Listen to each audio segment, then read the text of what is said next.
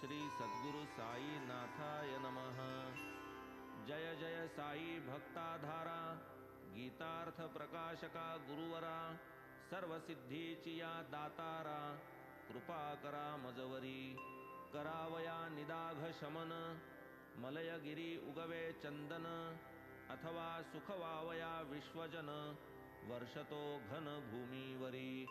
किंवा देवांचे व्हावया पूजन, प्रकटे वसंत समयी सुमन, अथवा कराया श्रोतृसमाधान, उदयाये आख्यान परंपरा।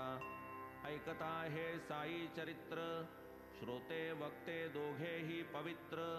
पवित्र ऐकती त्यांचे श्रोत्र, पवित्र वक्त्र वक्त्याचे।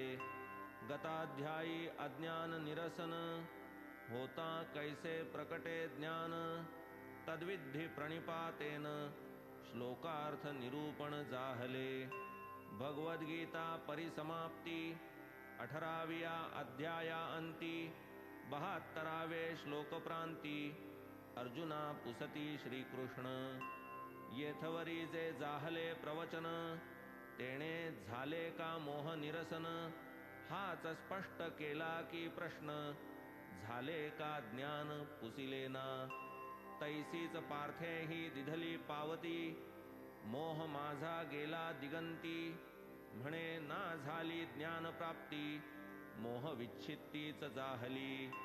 मोह नाम केवळ अज्ञान, दिसाया मात्र शब्द दोन। अर्थावबोध नाही भिन्न, गीतार्थज्ञ जाणती। यत्त्वयोक्तं वचस्तेन, मोहोऽयं विगतो जाण। 11वे अध्याया आरंभी अर्जुन, करी हेची कथन श्रीकृष्णा। आता सांप्रत अध्याय नूतन, आरंभी काका साहेबां लागून। कैसे शिर्डीत केले स्थापन, करू ते विवेचन नवलाचे। त्यांचा शिर्डीचा ऋणानुबंध, त्यांचा साईंशी दृढ संबंध। कैसा मुळीचा कारण निर्बंध, ऐका तो संबंध आमूल। कथा त्यांच्या आहेत बहुत, लहान थोरा सर्वा विदित। परी ते आरंभी कैसे शिर्डी प्रत, आले ते अविश्रुत सकळास। पूर्व पुण्याईच्या गोष्टी, तेणे परमेश कृपादृष्टी। तेणेची पुढे सद्गुरु भेटी, स्वानंद पुष्टी शिष्यास। यासह आता हा अध्याय, श्रोतया वर्णील कथात्रय। 3 भक्तांचा हा महोदय, श्रोत्यांचे हृदय निववील। इतर उपाय कोट्यनुकोटी, करा परमार्थ प्राप्तीसाठी। होता न सद्गुरु कृपादृष्टी, पडेना गाठी परमार्थ। ये अर्थीची कथा गोड, श्रवण करिता पुरेल कोड। श्रोतयामनी प्रकटेल आवड, वाढेल चाड निजस्वार्थी। गुरुभक्तांचे समाधान, तो हा अध्याय परम पावन। श्रोता चित्ते सावधान, करावा श्रवण हितकर। हरी सीताराम दीक्षित, काका साहेब नावे विश्रुत। सकल साई बाबांचे भक्त, आदरे ज्या स्मरत प्रेमाने। तयांची ती पूर्वपीठिका, आनंददायक बहुश्रुत रसिका। सादर कथितो भक्त भाविका, चरित्र श्रवणोत्सुका सुखार्थ। सन 1909 पर्यंत, पूर्वी साई हे नाव ज्या अपरिचित। तेच पुढे साईंचे परमभक्त, सर्व विश्रुत जाहले। विश्वविद्यालय शिक्षणानंतर, कित्येक वर्षे लोटलियावर। नानासाहेब चांदोरकर, आले लोणावळ्यावर एकदा।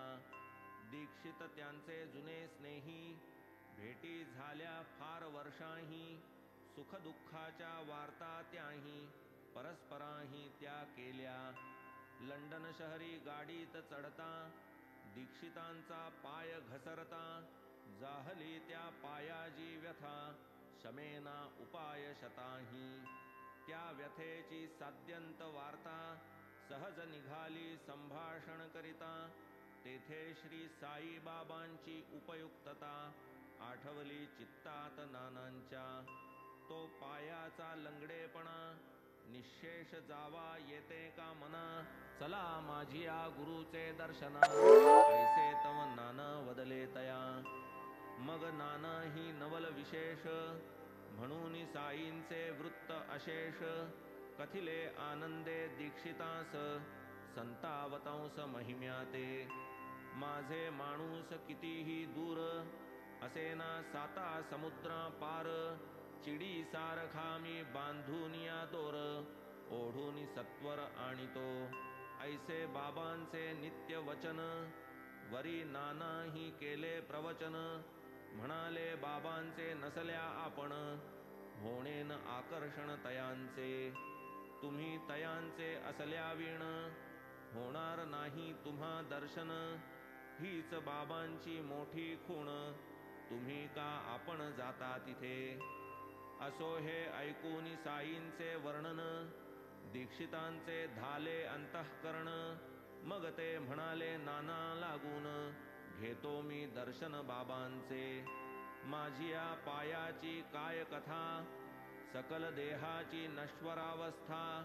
राहेना सुचिर पायाची व्यथा, नाही मज चिंता तदर्थ. जातो मी आपुलिया गुरुचे दर्शना, परी ते निरतिशय सौख्य संपादना. अल्पसुखाची नाही मज कामना, त्याची न याचना करी मी. ब्रह्मा वेगळे नाही सुख, तेच एक सुख अमोलिक. होईन मी तुमच्या गुरुचा पाईक, या एक अमोलिक सुखास्तव. असो पायाचा लंगडेपणा, त्याची न मज काही विवंचना. परी माझिया लंगडिया मना, ताळ्यावरी आणा प्रार्थना ही. बहुत शिणलो करिता साधन, परीन निश्चल राही मन. प्रयत्ने ठेवू म्हणता स्वाधीन, जाई ते निष्ठून नकळत. कितीही असावे सावधान, अत्यंत मनोनिग्रह करून. कधी जाईल नजर चुकवून, आश्चर्य गहन मनाचे. तरी मी नाना मनापासून, घेईन तुमच्या गुरुचे दर्शन. माझी या मनाचे लंगडेपण, घालवा मी प्रार्थीन तयाते. नश्वर शरीर सौख्यी उदास, जया आत्यंतिक सुखाची हौस. ऐशिया भक्ताच्या परमार्थास, परम उल्हास साईस. धारासभेची निवडणूक, सर्वा ठाई हा विषय एक. जिकडे तिकडे अनेक लोक, गुंतले सार्वत्रिक या कामी. काकासाहेब आपुलेसाठी, मिळवावया लोकमत पुष्टी. घेत असता स्नेह्यांच्या भेटी, पातले उठाउठी नगरास. काकासाहेब मिरीकर, नामे एक तेथील सरदार. दीक्षितांचा घरोबा फार, उतरले सुखकर त्या स्थानी.